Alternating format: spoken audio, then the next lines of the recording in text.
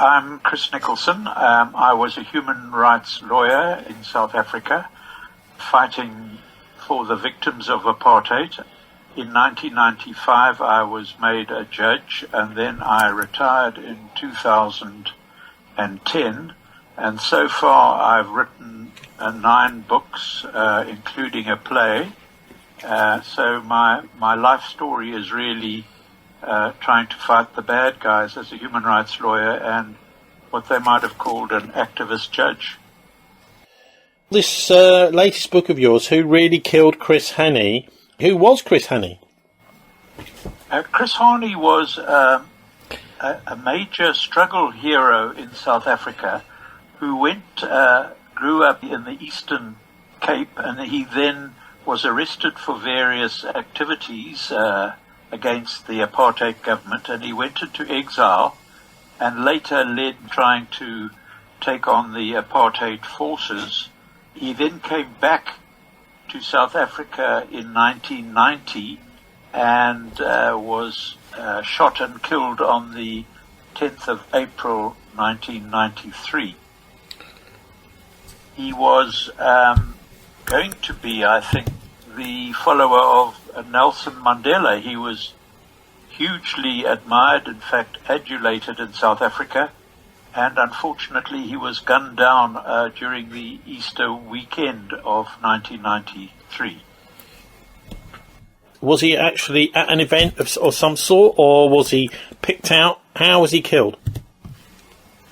It was the Easter weekend. It was the Saturday, sandwiched between Good Friday and Easter Sunday. So he was at home. He had gone to a local cafe, tea room, to buy a newspaper and some groceries. And when he just got home, a car went by, a man came out, or there were possibly two gunmen who gunned him down at about 10 o'clock on that day. Can you just give us something of the flavour of South Africa in 1993 when this happened? Because I think it's kind of gone up and down in terms of lawlessness and these sort of political killings. So what was the situation in the early 1990s? In the early 1990s, the various parties, including the African National Congress and the ruling Nationalist Party, were jockeying for position for new non-racial elections, which finally took place on the 27th of April 1994. At that time, obviously the apartheid regime was trying to secure a sort of government that wouldn't be a one-person, one-vote government, and they were hoping possibly for something in which the whites still dominated the elections. Hani was fighting for a socialist state. He was a great believer in the Freedom Charter. That was a document which was produced in 1955 at Kliptown in South Africa, and it was the blueprint for the new South Africa from the ANC's point of view. It called for a nationalization of industries, and it called for a redistribution of the wealth of South Africa, amongst the poor Africans who were 87% of the population at that time. So he was seen as a very radical person, and the ANC was divided into two factions. He led the more militant socialist faction, and there was a more moderate, capitalist-orientated faction which was led by Thabo Mbeki and other members of the ANC. So there were these factional divisions within the ANC, and of course huge hatred by the apartheid regime for Chris Hani, because he stood for what they dreaded, that was a redistribution of the wealth of South Africa and punishment of the apartheid perpetrators of crimes with Nuremberg-type trials. As for Chris, what had been his big achievements then, political achievements, and how had he etched his name into the minds of South Africans? He was seen largely as the successor to Nelson Mandela, and after his death, I'd just like to quote what Nelson Mandela said at a commemoration of Chris Hani. He said, and I quote, "The fateful day of Chris Hani's brutal murder is indelibly etched on the hearts of all freedom-loving people, and no one will be satisfied until the truth about his death is known." So my book was really an attempt to solve the problem of who was really behind the shooting of Chris Hani. Two people were charged with his murder, a Polish citizen who had come to South Africa called Janusz Waluś, and Clive Derby-Lewis, who was English-speaking right-wing South African. So what everybody was really trying to find out was who were the puppet masters of these two, who were the people who really were behind the killing of Chris Hani. So I investigated that particular riddle. Now, look, what often happens in these assassinations, this is an assassination we're talking about here, it's a very important political killing, something like, I would argue, what happened to Princess Diana. You know, these sorts of things which are at the top levels of society within, you know, literally potential presidents, royalty, this sort of thing. So normally when this sort of thing happens, Chris, you've got an official story which is rolled out almost immediately to the press, and then you start to realise, well, this doesn't quite make sense, that doesn't quite make sense, or else, as maybe in your case, it'd be interesting to hear, there are puppet masters behind the scenes. So can you try and do what Nelson Mandela requested for us now and solve that mystery? We know maybe who pulled the trigger, but who was behind the pulling of the trigger? Yes, it's actually, Tony, a fascinating story in the sense that the two, that is Janusz Waluś and Clive Derby-Lewis, applied for to our Truth and Reconciliation Commission. You know, if you told the whole truth and your act, your murder, had a political motive, you were entitled, you know, to be released from the charges. In other words, you know, you wouldn't be jailed any longer. Well, that's a bit like what they call turning Queen's evidence, isn't it? Yes. So you were entitled then to be freed of the charges. Now, when he was applying for this indemnity from the charges, a researcher was given the file from the intelligence agencies, and in the file were 12 documents, but none of them really related to Chris Hani. They actually related to the killing of Patrice Lumumba and Dag Hammarskjöld. And they all were under the logo of an organization called the South African Institute of Maritime Research, SAIMR. And that the fascinating part is that organization had as its logo a lady stretching out her arms, which was the image that was on the prow of the sailing ships, the Cutty Sarks. So this lady who found these documents took them to Archbishop Tutu, who held a press conference, and then nothing really came of that press conference. But Susan Williams, you probably know, the historian who's written a number of books, she took up the tale and she found out that SAIMR was headed by some conservative British politicians, and in the end, within 3 weeks of Chris Hani's murder, a magazine, Executive Intelligence Review, which is produced in America, that's within 3 weeks of his killing, wrote an article, "Did British Intelligence Kill Hani?" And in the end, they came to the conclusion that this South African Institute of Maritime Research was behind the killing of Chris Hani.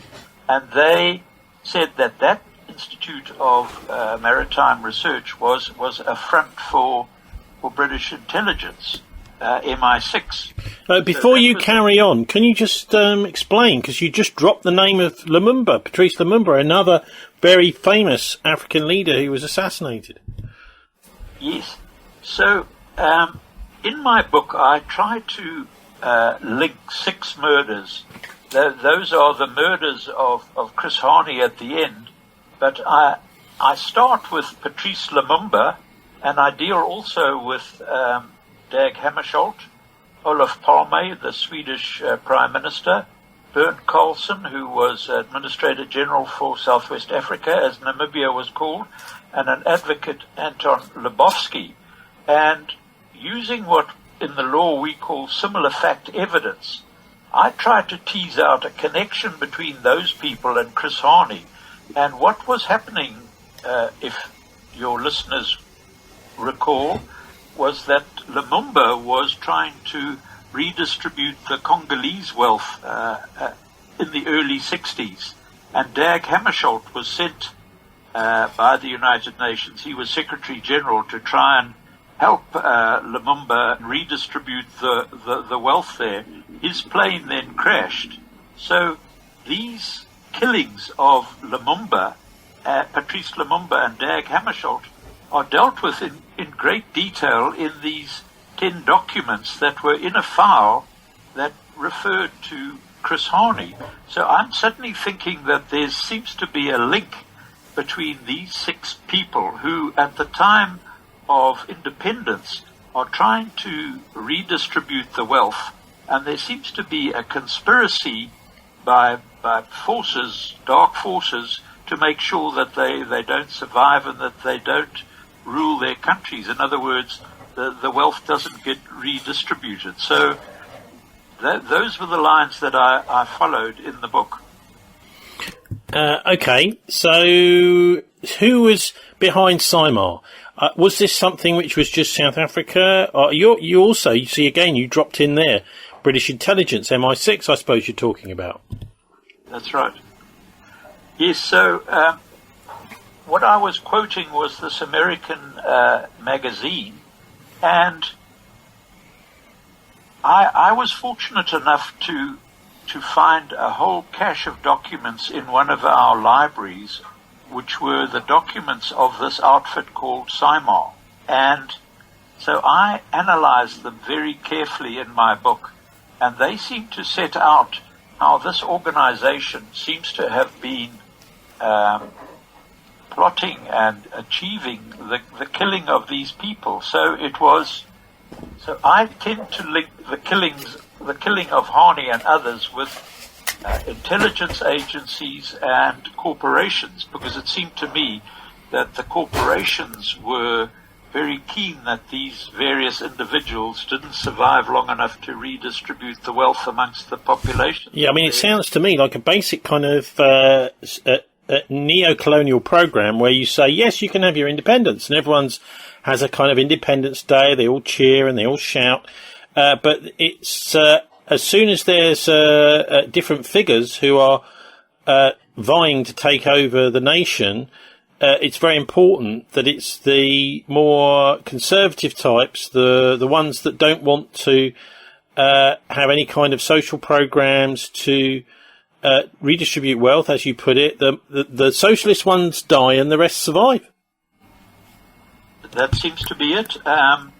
So with the Chris Hani matter, the killer, this Janusz Waluś, the man with the Polish origins, drove a motor car which was provided by one of the captains of industry in South Africa, a man by the name of Peter Jackson. And in the police file in the Chris Hani matter, there is an instruction that the police are not to investigate this captain of industry, Peter Jackson. So that seems to me to be another connection with the corporate world, and they, of course, had their motive, because Chris Hani was going to carry out what the Freedom Charter suggested, which was a redistribution of wealth or nationalization, of industry and land and that in South Africa. So they obviously had a very, very clear motive for getting rid of Chris Hani. And it seems to me, if one looks at the other people I've mentioned, this Bernd Carlson was, there's a fascinating story about him, because he was the Administrator General of Southwest Africa, which was later Namibia, and he was trying to carry out a law of the United Nations which said that any of the diamonds or minerals that were taken out of Namibia from the 70s onwards had to receive the permission of the United Nations, and they didn't. And so those companies were being sued by this committee of the United Nations, led largely by Bernd Carlson, and he was then lured to London. He should have flown from Belgium to New York, and he was lured to London, and then he landed on the plane, the Pan Am 103, which crashed in Lockerbie.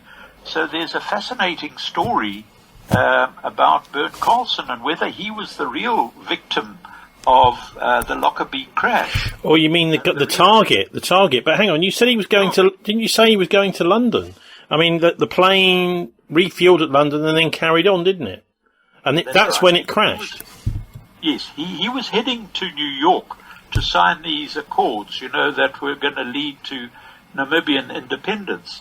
And instead of flying from Brussels to New York, he was persuaded to fly via London. So it's such a fascinating story, because if he was the true target on the Lockerbie plane, that explains a lot of why, these various series are on Lockerbie and that are maybe a false trail. Because it seems to me that various people luckily didn't get on the Lockerbie plane. The tennis player Mats Wilander luckily didn't get on the plane. But the South Africans, Pick Botha, the South African military, the generals and the intelligence people, and Pick Botha, the Minister of External Affairs, they were warned not to get onto that flight, which eventually crashed over Lockerbie. So you see a South African dimension warning the South Africans not to get on the flight, but allowing this Bernd Carlson, who was bringing a big case against the corporates, to get on the flight and then to die in the fiery death. Well, it's not at all impossible. I think it would be useful because, of course, it was the Libyans that were accused of this. If you could just explain what the route of this Lockerbie Pan Am Flight 103 in 1988 was. Because I know it stopped off in London, it was heading to New York. Where did it start? Where were the possible transit points, stop-off points for this flight? Well, I think it started in London, and it was going to go to New York. It was a Pan Am 103, a regular flight. So the luggage was put on at Heathrow Airport. And hang on. Discuss. Hang on, I think we just need to correct that, because Pan Am Flight 103 was actually from Frankfurt to Detroit via stopover in London and New York City. So it took off from Frankfurt in Germany, landed in London Heathrow, and then it also had another stopover in New York City before it was supposed to finish its journey in Detroit. Tony, you're absolutely right. It was Frankfurt to London to New York. Is that right? So that is exactly right. So. And to be clear, sorry to keep interrupting you, just to be clear, so it wasn't actually even at its cruise altitude, because it was flying up England up to Scotland, and it was just about to sort of take off across the Atlantic when this bomb went off in the aircraft. So the suspicion may be that it's the bomb has been put off, especially if it's an altitude sensitive bomb, possibly in London. So I don't know if you managed to dig that down, that deep. I mean, of course, this points to it possibly not being a Libyan, but a British person that put this bomb on the plane. So what have you found out about that? Well, it's the finger of suspicion seems to point to the South Africans, and certain mysterious forces in the intelligence branch of the South African apartheid system. So it seems to me that there's quite a lot of evidence that they were responsible. And I mean, why would they warn the South Africans and nobody else on the plane? So that in the end, 270 people died, but the South Africans then caught a different flight. So one wonders why they were warned and nobody else, which means the South African intelligence community must have known that the bomb was on the plane, and yet they didn't warn the other passengers. So have we got any clues as to who? Because one thing I can remember from the documentaries about Lockerbie is the very suspicious breach of the fence around Heathrow Airport on the same day the flight took off. So someone had managed to get through the fence, and so that possibly could have been the bomber that managed to get in and put the bomb on somewhere along the route, maybe bribed someone just to be quiet, put this bag on and ask no questions, this sort of thing. And so have we got any clue as to what the mechanism and who it was that actually did that?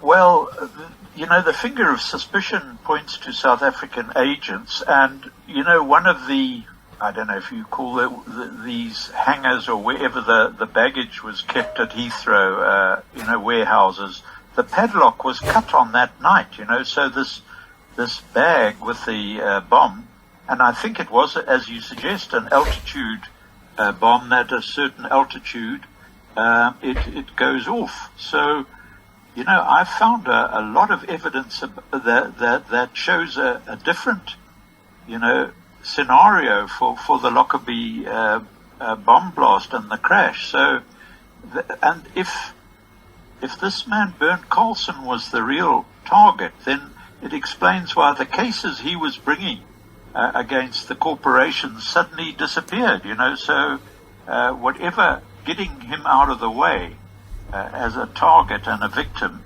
was very successful, because those cases were then dropped immediately. So it's a fascinating part of the book on its own. Now, you mentioned various other individuals who, if I can just run through them, you mentioned some other individuals that you connect. So you've talked about Patrice Lumumba in 1961. You talked about Dag Hammarskjöld, the United Nations Secretary General, who was trying to stop armed insurrections in Africa, and that was in 1961 too. And Olof Palme, you mentioned him. Bernd Carlson, that's the guy we've just talked about. And what about this other chap, Anton Lebowski? Lebowski. Now, he was a white advocate in Southwest Africa, or Namibia, as it became, and he joined SWAPO, which was the black, organization there, fighting, the white apartheid forces in Namibia. And he was hated, and he was similar to Chris Hani. He's almost his political twin. He was trying to... Sorry, the diamonds and all the... He sounds like a hero. He sounds like a hero to me, but you say he was hated. Yes, but he was hated by the whites, but he was a hero to the Vambos, to the Africans. And he was writing, and he was trying to, again, redistribute the wealth of Namibia, because it was being plundered by the corporates in that country. They were taking it out hand over fist, to the diamonds and uranium, etc., etc. So he was now advising Sam Nujoma, who was going to become the first president of Namibia, and he was advising him that there should be a redistribution of the wealth in Namibia. It should be shared amongst the population, because Namibia has got a relatively small population, probably then less than 3 million. So there was plenty of, minerals and resources to go around. And yet, these countries like South Africa, Namibia, and them have the worst Gini coefficient in the world. That's the gap between rich and poor. So what these people were trying to do was remedy that Gini coefficient, that gap between the rich and the poor. So they were then taken out to stop them doing that. And Anton Lubowski, he was gunned down outside his house in the same way that Chris Hani was. I think on the 12th of September 1989. The Lockerbie was the 21st of December 1988, the midwinter 1988. And this Lubowski guy was trying to do the same thing. He was trying to redistribute the wealth. He'd written a lot about it. He was detained a lot. He was an incredibly brave man, and so they just gunned him down.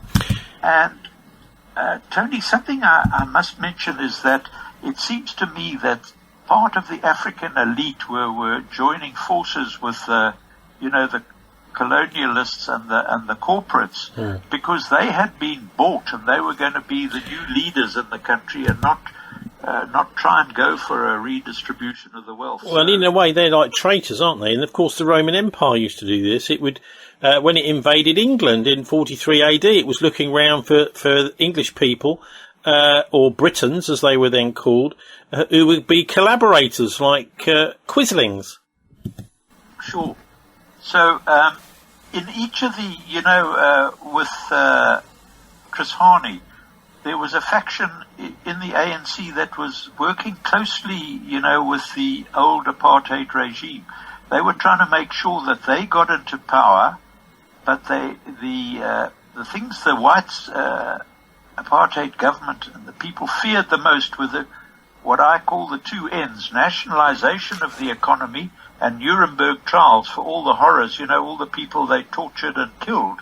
So this new faction in the ANC was happy to not have nationalization, not have Nuremberg trials, and so Hani was trying to redistribute the wealth and make sure those apartheid killers were brought to book, with Nuremberg trials. Why he was public enemy number one to the whites. Well, to certain of the whites, not to you, I hope. But No. but how many of these murders? I mean, they're all assassinations. Can you directly link to SAIMR then? That's a very interesting question, because this fascinating bundle of documents that I found had a list of the members of SAIMR, and the man who killed Chris Hani, Janusz Waluś, there he is, number 99 on a typed list. So, this explained to me why the Lumumba and Dag Hammarskjöld papers were in the Chris Hani file. It must have been purged, and somebody in the intelligence department must have not been very alert, because he left those documents there. But those are the crucial documents that link SAIMR with Hani, who died in 1993, and we've got Patrice Lumumba in 1960. So, over that 33-year period, we've got SAIMR. Now, SAIMR, if it is a branch of British intelligence, MI6, and was set up by them, you see that some of the other killings seem to be linked to the British corporate sector. So, although SAIMR isn't mentioned directly, you're talking about the same sort of forces at work. Well, we have had, in their retirement, former MI6 people saying that the British were definitely behind the Lumumba assassination. You also mentioned this other group in your book called Le Cercle, which is basically a very far-right group formed from, a lot of them are ex-intelligence officers. How are they involved, the Cercle? And you say they're highly secret. In French, the Cercle. Oh, now, they seem to have been a very secret organization which was made up of right-wing people from various politicians from Britain, I think America, France, South Africa, and they were linked up with apartheid generals and that. And they seem to meet every now and then and plan things, and they their minutes saying that this man, Olof Palme, the Swedish Prime Minister, that he was a big nuisance, and blow me down if 18 months later or shorter, he was gunned down on the streets of Stockholm. I don't know if you remember the case of Olof Palme.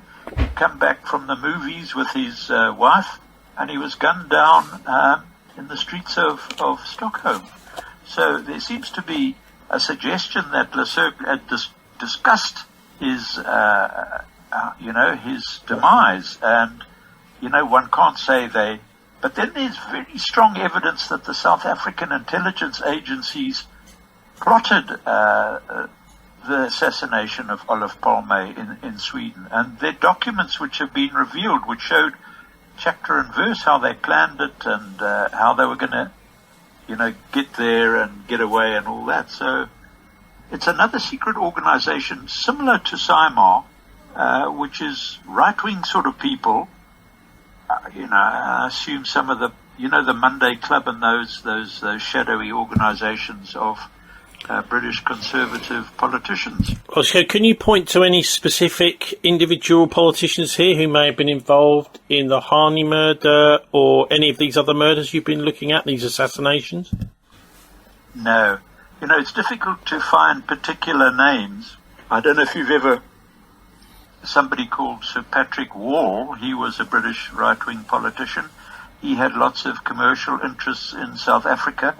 According to Susan Williams, she wrote those books, one about the Botswana, the president there marrying a white English girl, was made into a movie, United Kingdom. I don't know if you ever saw that, but Susan Williams, she has examined SAIMR, the South African, and linked it to Sir Patrick Wall, who was a great fan of British naval history, and he called this secret organization SAIMR because it harked back to the days of British maritime wealth and fame, when Britain ruled the waves in the 19th century. Yeah, it's stuck in a bit of a fantasy. You also have a chapter about AIDS. How is that linked? That is quite a ghastly part, Tony, in the sense that this SAIMR outfit was attempting to kill the black population by spreading AIDS. And a doctor who was part of SAIMR was he went to a laboratory in the Congo where they were into devilish sort of plans. I mean, the most devilish was trying to take the enzyme that exists only in African people, join it to the AIDS virus and put it in Congo flies and mosquitoes. So trying to spread AIDS by, mosquitoes and flies and that. So there's quite a lot of documentation showing that in South Africa, Plan A was, let's see how many black people we can kill to try and bring down the numbers so that one day, if there's an election, the blacks will have shrunk in numbers so that the whites will predominate. So there was clearly a mad group who were investigating and trying to carry out this killing of black people. Obviously, they didn't succeed because the numbers are still, very substantial. I mean, 85 to 90% of South Africans are African. Can you explain to listeners how they can get hold of the book, whereabouts to find it? There's an e-book available on my website, which is chrisnicholson.co.za.